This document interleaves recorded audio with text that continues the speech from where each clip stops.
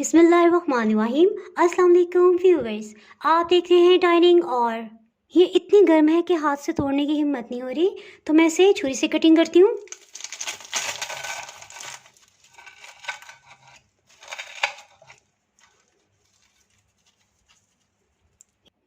जी, बाकर खानी जैसी क्रिस्पी कचौरी की रेसिपी तो मैं अपलोड कर चुकी हूँ। ये स्पेशली रमज़ान के लिए बनाई थी।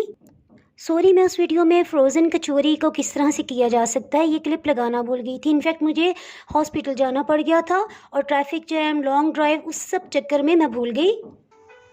अगर मेरी वीडियोस अच्छी लगी तो लाल सब्सक्राइब को क्लिक कर दें। साथ में ये जो बेल का आइकॉन है इसको क्लिक कर दें। इसको क्लिक करने से आपको मेरी हर नई वीडियो का नोटिफिकेशन सबसे पहले फ्री में मिलेगा।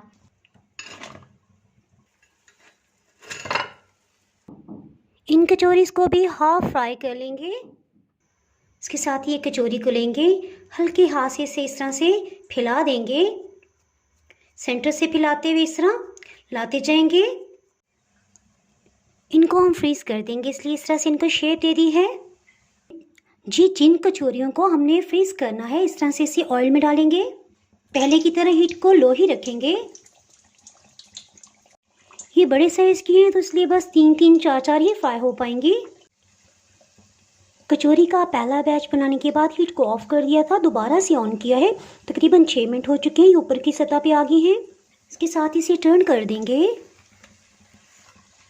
इसे ज़्यादा कलर नहीं देना हमने इन्हें फ्रीज करना है, इसलिए ज़्यादा हम कलर नहीं देंगे। हम सिर्फ इतना इसको रखेंगे कि ये बिल्कुल लाइट कलर में होते हुए पूरी तरह फूल जाए। हीट को बिल्कुल लो ही रखा हुआ है, ये जहन में रहे। 3 मिनट के बाद इसे चेक कर लेंगे। जी, फूलने लगी है।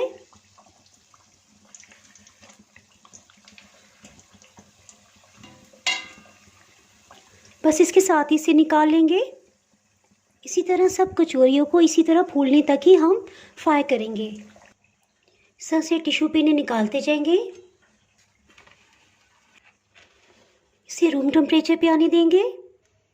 इस तरह से कचौरियों को किसी भी एयरटाइट बॉक्स में आप डाल के रख सकते हैं। इसके अलावा एक बड़े ट्रे में भी आप इसको रख सकते हैं। इस तरह से इन्हें हाफ फ्राई कर लिए। देखिए इसका क्रस्ट अभी से कितना क्रिस्पी है।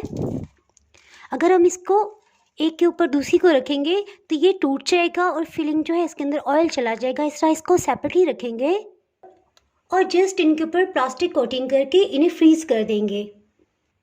जी, खुदाफिज करने से पहले मुझे याद आया कि एक ज़रूरी बात आपसे डिस्कस कर लूँ। देखिए कचौरियों के बाद ऑयल इस तरह से हो गया है, इस कंडीशन में है, तो इसको किस तरह से रीयूज़ करने से पहले आप बिल्कुल साफ़ सुथरा कर सकते हैं। इससे रिलेटेड वीडियो मैं अपलोड कर चुकी हूँ। अगर आप वो देखना चाहें तो उसका लिंक मैं डिस्क्रिप्शन में दे दूँगी, आप वहाँ से देख सकते हैं। या आप देख सकते हैं कि कचौरियों को फ्राई करने के बाद ऑयल की क्या कंडीशन है, इसको किस तरह से दोबारा साफ़ सुथरा करके हम इस्तेमाल कर सकते हैं। इससे रिलेटेड वीडियो ऑलरेडी पहले मैं अपलोड कर चुकी हूँ। अगर आप उससे मुतल्लिक जानना चाहें तो उसका लिंक मैं डिस्क्रिप्शन में दे दूंगी, आप वहाँ से देख सकते हैं। 1 से 1.5 मंथ तक आप इसे इस्तेमाल कर सकते हैं। इसके साथ ही अगर आप मेरे चैनल पे नए हैं तो चैनल को सब्सक्राइब कर दें, बेल आइकन जरूर प्रेस कर दीजिएगा। इसके बगैर आपको मेरी हर नई आने वाली वीडियो का नोटिफिकेशन ही मिल पाएगा।